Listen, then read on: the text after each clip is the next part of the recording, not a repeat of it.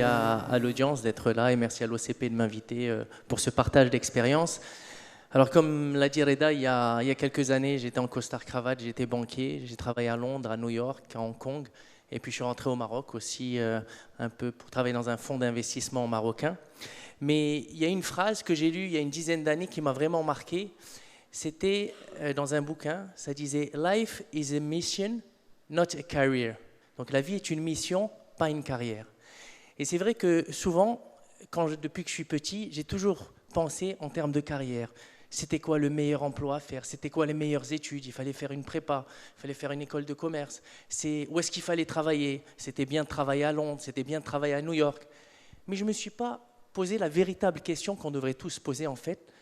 Quelle est notre mission? Qu'est-ce qu'on veut réaliser dans notre vie? Quel impact on veut avoir quand on aura 60 ans, 70 ans, 80 ans? Qu'est-ce que vous voulez laisser comme empreinte derrière vous? Est-ce que vous êtes quelqu'un qui veut gagner beaucoup d'argent et vivre confortablement?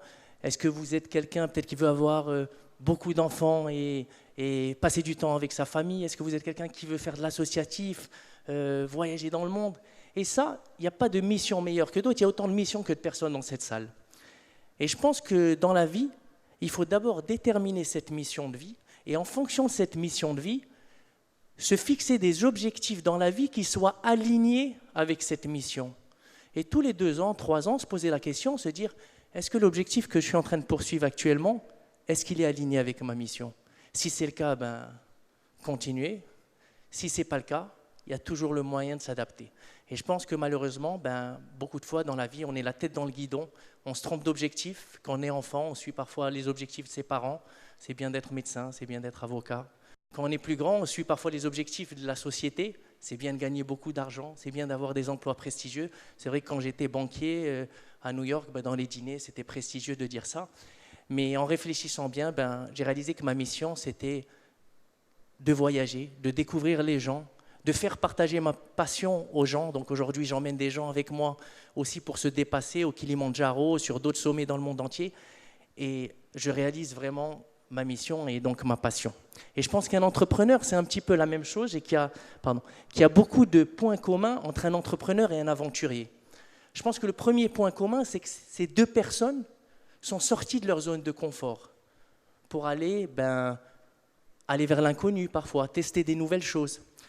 Et j'allais dire que c'est vrai qu'on entend souvent qu'il faut sortir de sa zone de confort pour réussir, mais finalement, aujourd'hui, je réalise que sortir de sa zone de confort, ce n'est plus une option. C'est une obligation.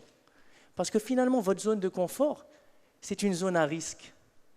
Vous avez beau être leader incontesté dans votre secteur, dans votre domaine, si vous restez dans cette zone de confort sans innover, sans aller vers des nouvelles choses, essayer de faire les choses différemment peut-être, à un moment ou à un autre, vous allez être rattrapé. Vous allez vous enliser. Il y a quelques années, si je vous demandais quel téléphone vous aviez dans la poche, 80% de la salle m'aurait dit un Nokia. Nokia, c'est un exemple.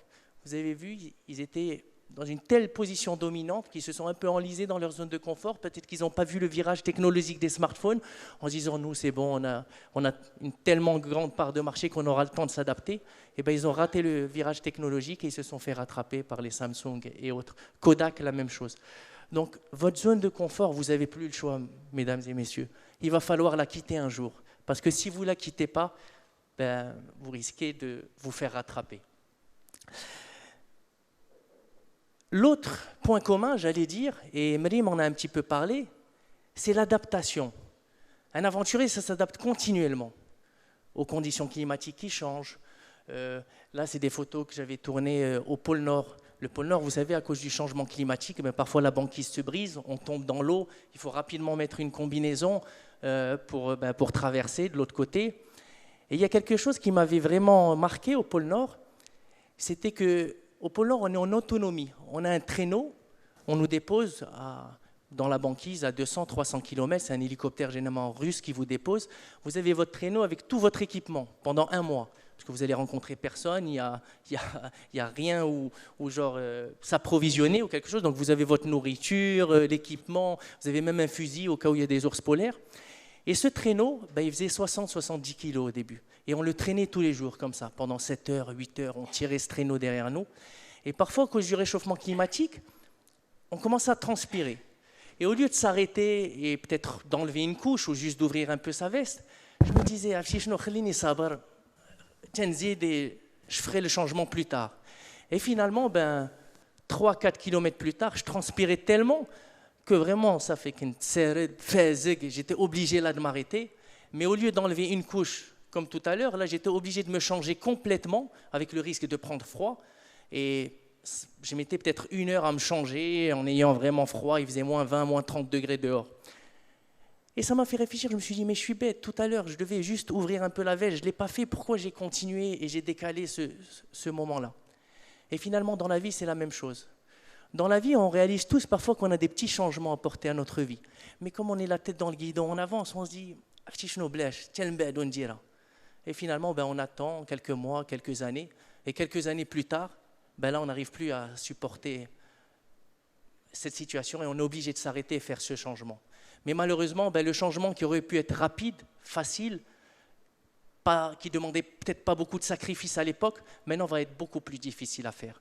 Donc si je pouvais rajouter quelque chose à ce qu'a dit Myriam, c'est qu'il ne faut pas juste s'adapter au changement, mais s'adapter le plus tôt possible au changement. En fait, finalement, il faut prévoir le changement.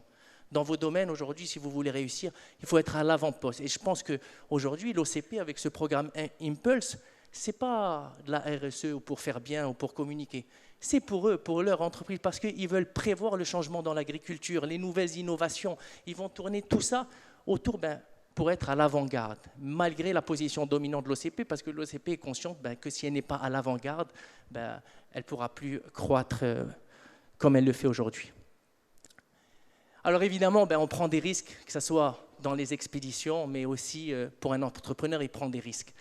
Mais finalement, dans la vie, il n'y a pas de risque zéro. Et j'allais vous dire que si vous essayez de répondre à toutes les questions avant de vous engager dans un projet, vous n'allez jamais vous engager. Il faut parfois se faire confiance, croire en sa bonne étoile. Les gens qui réussissent, les politiciens, les grands hommes d'affaires, ils font confiance aussi à leur instinct. Et donc en tant qu'entrepreneur, mais aussi en tant qu'homme d'affaires, il faut parfois se dire, ou femme d'affaires évidemment, il faut se dire, il faut croire en ses chances. C'est pas grave, je n'ai pas toutes les réponses, mais j'ai déjà préparé le plus possible ce projet-là. Et puis, s'il y a quelque chose aussi dont je voulais parler aujourd'hui, c'est aussi l'équipe, parce que c'est vrai qu'on parle en tant d'entrepreneur, mais il n'y a pas d'exploit individuel dans la vie. Tous les exploits sont collectifs. Même derrière l'entrepreneur, derrière le sportif, il y a une équipe derrière, une équipe qui travaille dur. Et dans ma carrière, que ce soit sportive ou professionnelle, j'ai essayé de voir une qualité commune qu'avaient toutes les équipes performantes. Et en fait, j'ai réalisé que c'était, Reda en a parlé un peu, la diversité. La diversité apporte beaucoup à une équipe. Pourquoi? Parce que finalement, notre façon de réfléchir, notre façon d'attaquer un problème, elle est basée sur quoi? Elle est basée sur notre éducation, là où on a grandi, les gens avec qui on a grandi. Et donc, si vous faites une équipe avec vos meilleurs amis, devant un problème, vous allez tous l'attaquer de la même manière. Alors qu'en formant des équipes avec des backgrounds différents, chacun peut-être va apporter ce petit plus que les autres n'ont pas. Alors évidemment, quand on crée des équipes diverses, il faut être tolérant. Il ne faut pas créer une équipe diverse pour leur imposer son point de vue, mais il faut créer une équipe diverse pour apprendre l'un de l'autre.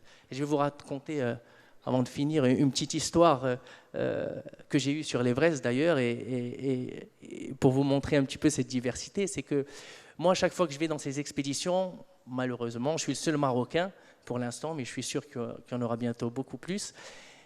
Et du coup, je me dis, pour briser la glace au début avec les autres nationalités, premier jour, je vais cuisiner marocain. Bon, c'est facile, je fais le bid bil khlia. C'est facile, je ramène le khlia et des œufs. Donc c'est ce que j'ai fait, premier jour sur l'Everest, je fais le bid bil khlia, je leur pose, je leur dis, écoutez, aujourd'hui, on va tous manger, moi dans ma culture, on mange du même plat, c'est chaleureux, c'est comme ça, on va discuter ensemble et tout, ça va être bien. Et ils m'ont regardé, ils m'ont dit, non, s'il te plaît, Nasser, on va faire 4-5 plats, on va mettre 4-5 plats et chacun mange d'un plat différent. Et je n'ai pas compris. Je suis reparti dans ma tente un peu frustré en me disant je ne comprends pas. Généralement, nous, on mange tous du même plat, on est content et tout. Mais au lieu de rester dans cette frustration, je me suis dit tiens, demain, je vais leur demander pourquoi ils ont réagi comme ça. Et ça, c'est important. Quand quelqu'un n'a pas le même point de vue que vous dans une équipe, il ne faut pas tout de suite mal le prendre, se faire des films, se dire non, posez-vous la question et demandez-lui pourquoi on n'a pas le même point de vue. Parce que vous allez réaliser que parfois, cette personne a peut-être une information que vous n'avez pas à ce moment-là. Ou peut-être qu'elle a vécu cette situation dans un autre milieu et finalement que votre point de vue, peut-être, c'était pas le meilleur. Et donc, c'est ce que j'ai fait le lendemain. Je leur ai demandé, je leur ai dit, écoutez, j'ai pas compris hier pourquoi vous vouliez pas. Ils m'ont dit, écoute, Nasser, c'est pas contre toi ou contre ce que tu as préparé, mais c'est comme dans un avion, le pilote et le copilote mangent jamais le même plateau repas. C'est juste pour diversifier le risque, parce que s'il y a un problème avec un plateau repas, ben, l'autre au moins peut voler, peut guider l'avion et arriver à bon port. Et donc, dans une expédition, c'est la même chose. Si on mange tous du même plat et qu'il y a un problème, qu'il est contaminé, ben, on risque de tous tomber malade. Et finalement, ben, j'ai appris de cette expérience, parce que c'est vrai que ben, nous, on a grandi, on n'est pas des grands aventuriers au Maroc. Quand on mange un couscous, on ne se dit pas l'après-midi, je vais taper l'Everest. Donc, généralement, on mange du même plat sans se poser ce genre de questions. Donc, c'est le partage d'expérience. Voilà, encore une fois, la diversité, elle est importante pour ce genre de partage d'expérience. Donc, c'était une petite anecdote. Et finalement, je vais finir par ce proverbe d'un parlementaire anglais du 18e. Avec un talent ordinaire et une persévérance extraordinaire, on peut tout obtenir. Vous avez vu, je ne suis pas quelqu'un de très grand, je fais 1m74, 70 kg. Donc d'un point de vue physique, je pense que si j'ai fait l'Everest, beaucoup de gens dans la salle peuvent le faire. Par contre, comme on dit chez nous, je suis msmar. Quand je veux quelque chose, je me tue pour y arriver. Et je pense que c'est la bonne nouvelle finalement, aujourd'hui, c'est que vous tous dans la salle, quel que soit votre objectif, quel que soit votre Everest, vous pouvez l'atteindre un jour. Il n'y a pas besoin d'être doué, d'avoir un talent. Moi, je n'avais pas de talent pour l'alpinisme. Mes parents sont médecins, des gens qui ne prennent pas beaucoup de risques. Je n'ai jamais vu la neige avant 20 ans. Donc, vraiment, aucun atout particulier pour un jour se dire « si, de dire l'Everest ». Mais finalement, ben, j'y suis arrivé. À force de travail, de persévérance. Et aujourd'hui, vous tous, je pense que si vous avez un rêve, si vous y croyez jusqu'au bout, vous pouvez y arriver. La seule personne qui vous empêchera d'y arriver, c'est vous-même. Alors évidemment, on a un peu de fierté, donc on va toujours dire le directeur n'a pas reconnu mes atouts, mais finalement, c'est nous qui nous arrêtons.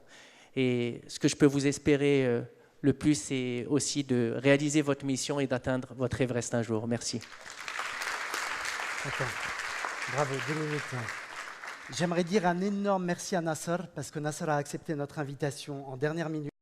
Et j'étais certain qu'il aurait des messages hyper puissants, parce que ce qu'ils appliquent à l'individu s'applique aussi aux organisations.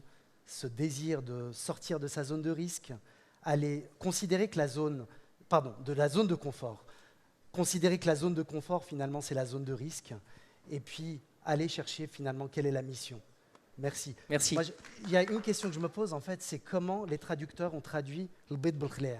Ah, ça c'est bon. Alors, pour la petite histoire, je vais vous très rapidement comment je suis arrivé à le bait Belkhlia. C'est qu'un jour, j'étais en Alaska, j'étais sur le McKinley. Et avant de faire le McKinley, c'est le plus haut sommet d'Amérique. Avant de faire le McKinley, on a rempli un petit formulaire où on nous disait qu'est-ce que vous mangez pas. Donc moi, j'avais dit je mange pas de porc et je bois pas d'alcool. Et un jour, après 3 semaines d'expédition, on était bloqué à 4500 mètres ou 4800 mètres pendant 2 semaines, tempête de neige et tout. On n'avait plus assez de nourriture à manger, donc on mangeait que avec les soupes chinoises, les nouilles chinoises. Et un matin, on se réveille, une odeur incroyable dans le camp. Moi, je reconnais, c'est du bacon. Donc du bacon, voilà, c'est le hallouf, ils étaient en train d'en faire. Et là, je me dis, bon, Sidi Rabbi Allah yasmah liya, mais j'ai faim. C'est pas grave, اليوم غناكل bacon, ما عرف أحد. Je suis en Alaska, je sais même pas où je suis, Inch'Allah, Alaska. Donc, glisse comme ça au petit déjeuner, j'attendais mon tour, بحال هكذا. بداو تيصبوا لكل شيء، هو يوصل عندي، il m'a sauté, il m'a dit, Nasser, vraiment, on est admiratif les gens qui suivent leur religion, même dans ces trucs-là. Donc, depuis que je me suis dit, à chaque fois qu'ils font du bacon, Merci Nasser, magnifique.